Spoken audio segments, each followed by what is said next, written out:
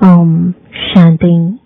आज 16 नवंबर 2024 बाबा के महावाक्य है।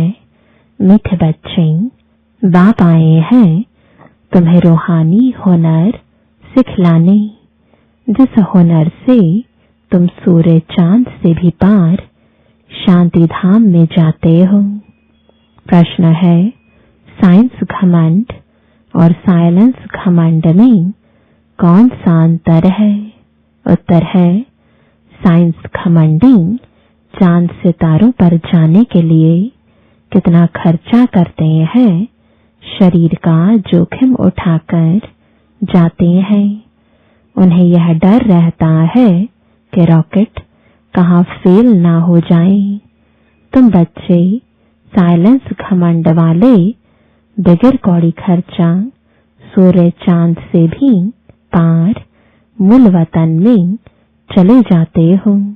तुम्हें कोई डर नहीं, क्योंकि तुम शरीर को यहाँ ही छोड़कर जाते हो। ओम शांति। रूहानी बाप बैठ रूहानी बच्चों को समझाते हैं।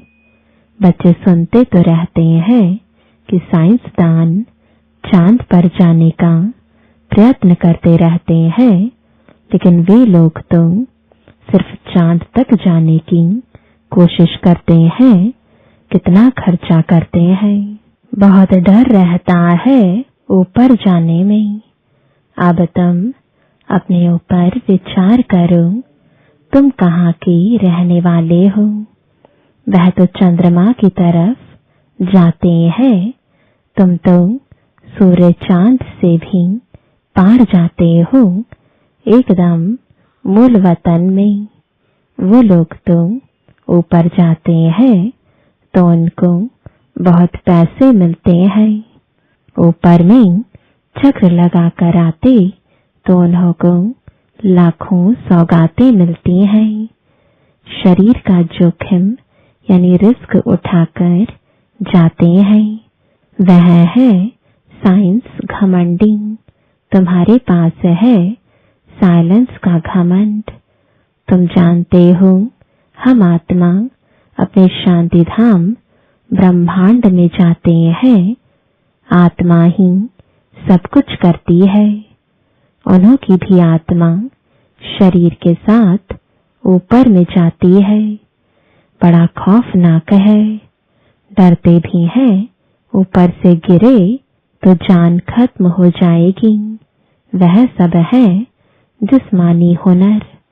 तुमको बाप रूहानी हुनर यानी कला सिखलाते हैं।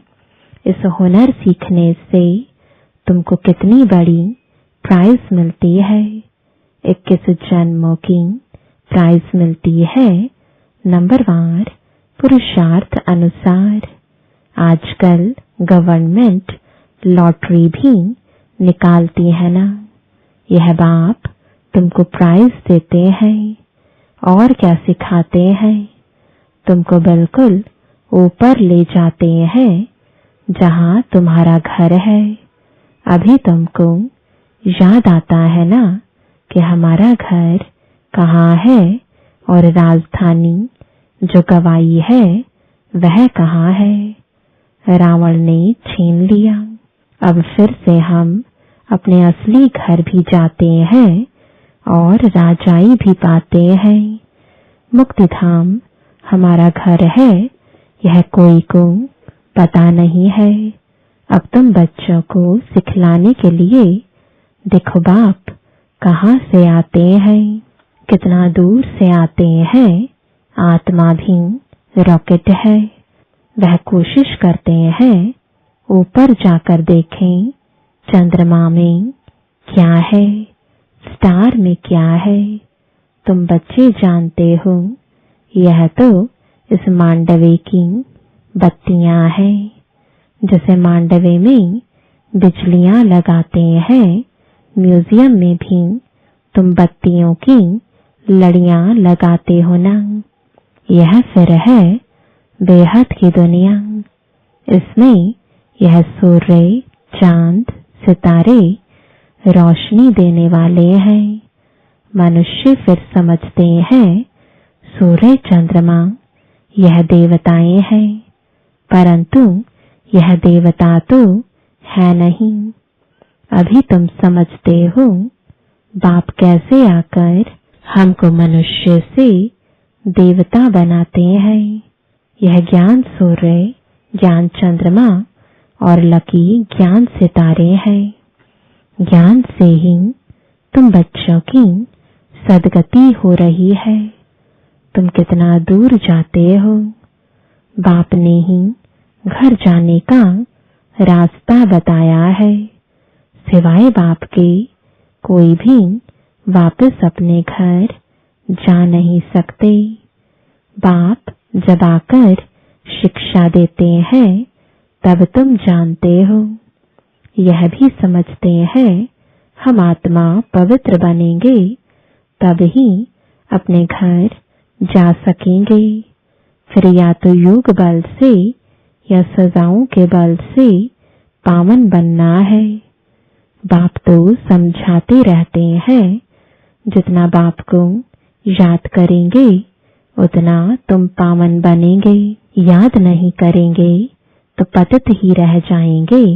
फिर बहुत सजा खानी पड़ेगी और पद भी भ्रष्ट हो जाएगा। बाप खुद बैठ तुमको समझाते हैं। तुम ऐसे ऐसे घर जा सकते हो। ब्रह्मांड क्या है, सूक्ष्म वतन क्या है, कुछ भी पता नहीं। स्टूडेंट पहले थोड़े ही कुछ जानते हैं। जब पढ़ना शुरू करते हैं तो फिर नॉलेज मिलती है। नॉलेज भी कोई छोटी कोई बड़ी होती है। आईसीएस का इम्तिहान दिया तो फिर कहेंगे नॉलेजफुल। इससे ऊंच नॉलेज कुछ होती नहीं। अब तुम भी कितनी ऊंच नॉलेज सीखते हो। बाप तुमको पवित्र बनने की युक्ति बताते हैं कि बच्चों माम एकम याद करो तो तुम पतित से पावन बनेंगे। असल में तुम आत्माएं पावन थीं। ऊपर अपने घर में रहने वाली थीं। जब तुम सतयुग में जीवन मुक्ति में हो तो बाकी सब मुक्ति धाम में रहते हैं। मुक्ति और जीवन मुक्ति दोनों को हम शिवालय कह सकते हैं। मुक्ति में शिव बाबा भी रहते हैं। हम बच्चे आत्माएं भी रहते हैं। यह है रूहानी हाईएस्ट नॉलेज। वह कहते हैं हम चांद के ऊपर जाकर रहेंगे। कितना माथा मारते हैं, बहादुरी दिखाते हैं। इतने मल्टी मिलियन माइल ऊपर जाते हैं लेकिन उन्हों की आश पूर्ण नहीं होती है और तुम्हारी आश पूरी हो जाती है। उनका है झूठा जिस्मानी घमंड, तुम्हारा है रूहानी घमंड। वह माया की बहादुरी कितनी दिखाते हैं। मनुष्य कितनी तालियां बजाते हैं, बधाइयां देते हैं, मिलता भी बहुत है। करके 5-10 करोड़ मिलेंगे। तुम बच्चों को यह ज्ञान है कि उन्हों को यह जो पैसे मिलते हैं सब खत्म हो जाएंगे। बाकी थोड़े दिन ही समझो। आज क्या है, कल क्या होगा। आज तुम नरकवासी हो, कल स्वर्गवासी बन जाएंगे। टाइम कोई जास्ती नहीं लगता है। तो उन्हों की है जिस्मानी ताकत और तुम्हारी है रूहानी ताकत जो सिर्फ तुम ही जानते हो। वह जिस्मानी ताकत से कहाँ तक जाएंगे, चांद सितारों तक पहुंचेंगे और लड़ाई शुरू हो जाएगी। फिर वह सब खत्म हो जाएंगे। उन्हों का हुनर यहाँ तक ही खत्म हो जाएगा। वह है जिस्मानी हाईएस्ट हुनर तुम्हारा है रूहानी हाईएस्ट हुनर। तुम शांति धाम में जाते हो, उसका नाम ही है स्वीट होम। वो लोग कितने ऊपर जाते हैं और तुम अपना हिसाब करो, तुम कितने माइल्स ऊपर में जाते हो। तुम कौन? आत्माएं। बाप कहते हैं मैं कितने माइल ऊपर में रहता हूँ, गिनती कर सकेंगे? उन्हों के पास तो गिनती है। बतलाते हैं इतने माइल ऊपर में गए, फिर लौट आते हैं। बड़ी खबरदारी रखते हैं, ऐसे उतरेंगे, यह करेंगे। बहुत आवाज होता है, तुम्हारा क्या आवाज होगा? तुम कहाँ जाते हो, फिर कैसे आते हो, कोई पता नहीं। तुमको क्या प्राइज मिलती है, यह भी तुम ही जानो। वंडरफुल है, बाबा की कमाल है, किसको पता नहीं। तुम तो कहेंगे यह नई बात थोड़ी ही है। हर 5000 वर्ष बाद वह अपनी यह प्रैक्टिस करते रहेंगे।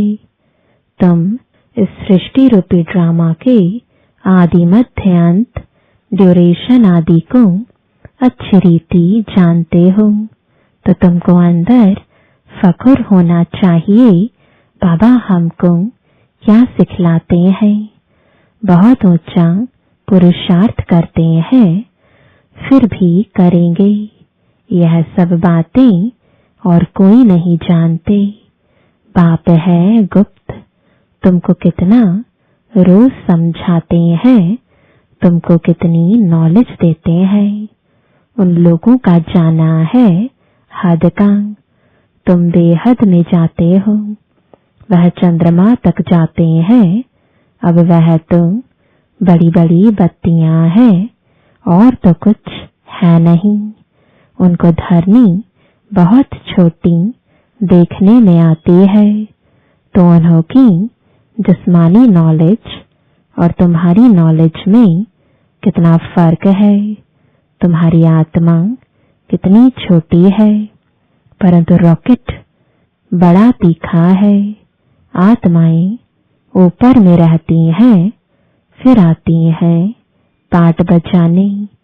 वह भी सुप्रीम आत्मा है, परंतु उनकी पूजा कैसे हो? भक्ति भी जरूर होनी ही है। बाबा ने समझाया है आधा कल्प है ज्ञान दिन, आधा कल्प है भक्ति रात। अभी संगम युग पर तुम ज्ञान लेते हो, सतयुग में तो ज्ञान होता नहीं। इसलिए इसको पुरुषोत्तम संगम युग कहा जाता है। सबको पुरुषोत्तम बनाते हैं। तुम्हारी आत्मा कितना दूर दूर जाती है, तुमको खुशी है ना? वह हुनर दिखाते हैं तो बहुत पैसे मिलते हैं। भल कितना भी मिले, परंतु तुम समझते हो वह कुछ भी साथ चलना नहीं है। अभी मरे कि मरे, सब खत्म हो जाने वाला है। अभी तुमको कितने वैल्यूएबल रत्न मिलते हैं, इनकी वैल्यू कोई गिनी नहीं जाती। लाख लाख रुपया एक एक वर्षंस का है। कितने समय से तुम सुनते ही आते हो। गीता में कितनी वैल्यूएबल नॉलेज है। यह एक ही गीता है जिसको मोस्ट वैल्यूएबल कहते हैं।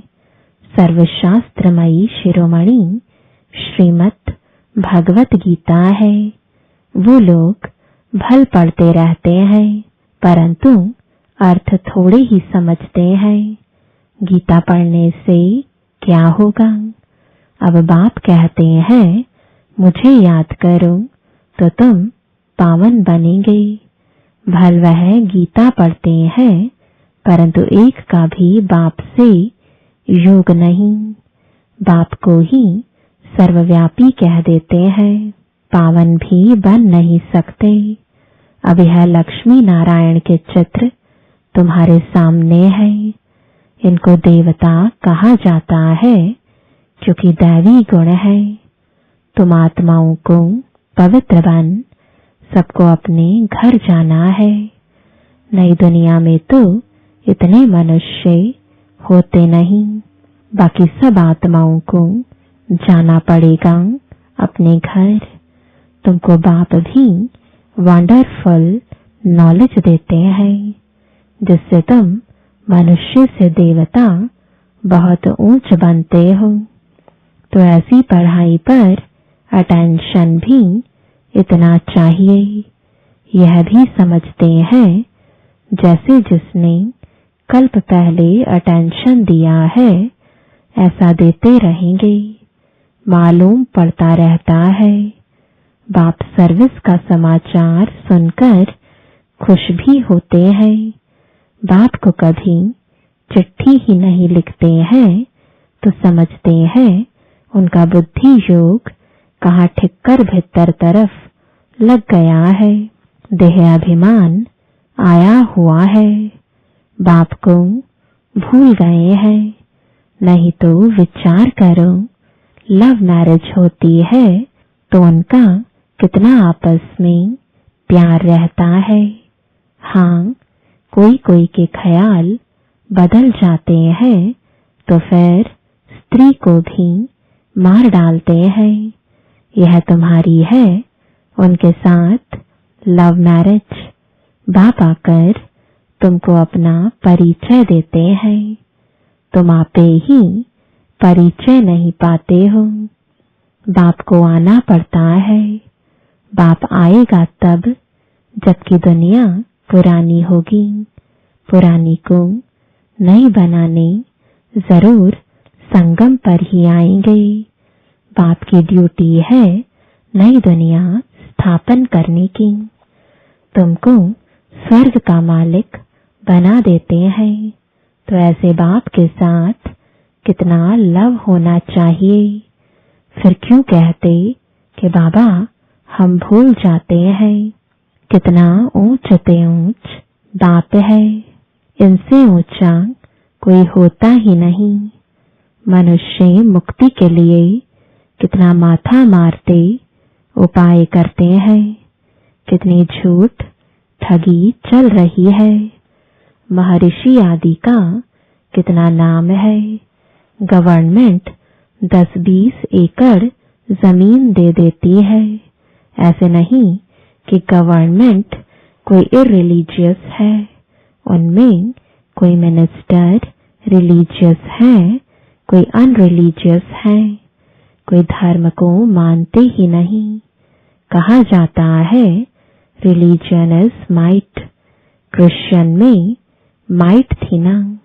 सारे भारत को हप करके गए। अभी भारत में कोई माइट नहीं है। कितना झगड़ा मारामारी लगी पड़ी है। वही भारत क्या था। बाप कैसे कहाँ आते हैं किसको कुछ भी पता नहीं। तुम जानते हो मगध देश में आते हैं जहाँ मगरमच्छ होते हैं। मनुष्य ऐसे हैं जो सब कुछ खा जाएं। सबसे जास्ती वैष्णव भारत था। यह वैष्णव राज्य है ना। कहाँ यह महान पवित्र देवताएं, कहाँ आजकल देखो क्या क्या हप करते जाते हैं। आदमखोर भी बन जाते हैं। भारत की क्या हालत हो गई है। अभी तुमको सारा राज समझा रहे हैं। ऊपर से लेकर नीचे तक पूरा ज्ञान देते हैं। पहले पहले तुम ही इस पृथ्वी पर होते हो, फिर मनुष्य वृद्धि को पाते हैं। अभी थोड़े समय में हाहाकार हो जाएगा, फिर हाय हाय करते रहेंगे। स्वर्ग में देखो कितना सुख है। यह एम ऑब्जेक्ट की निशानी देखो। यह सब तुम बच्चों को धारणा भी करनी है। कितनी बड़ी पढ़ाई है। बाप कितना क्लियर कर समझाते हैं। माला का राज भी समझाया है। ऊपर में फूल है शिव बाबा। फिर मेरू प्रवृत्ति मार्ग है ना। निवृत्ति मार्ग वालों को तो माला फेरने का हुक्म नहीं। यह है ही देवताओं की माला। उन्होंने कैसे राज्य लिया है तुम्हारे में भी नंबरवार है। कोई कोई है जो बेधड़क हो किसको भी समझाते हैं। आओ तो हम आपको ऐसी बात बताएं जो और कोई बता ही नहीं सकते। सिवाय शिव बाबा के और कोई जानते ही नहीं। उन्हों को यह राजयोग किसने सिखाया। बहुत रसीला बैठ समझाना चाहिए। यह 84 जन्म कैसे लेते देवता, क्षत्रिय, वैश्य, शूद्र। बाप कितनी सहज नॉलेज बताते हैं। और पवित्र भी बनना है, तभी ऊंच पद पाएंगे। सारे विश्व पर शांति स्थापन करने वाले तुम हो। बाप तुमको राज्य भाग्य देते हैं। दाता है ना, वह कुछ लेता नहीं है। तुम्हारी पढ़ाई की यह है प्राइज। ऐसी प्राइज तो और कोई दे ना सके। तो ऐसे बाप को प्यार से क्यों नहीं याद करते हैं। लौकिक बाप को तुम सारा जन्म याद करते हो।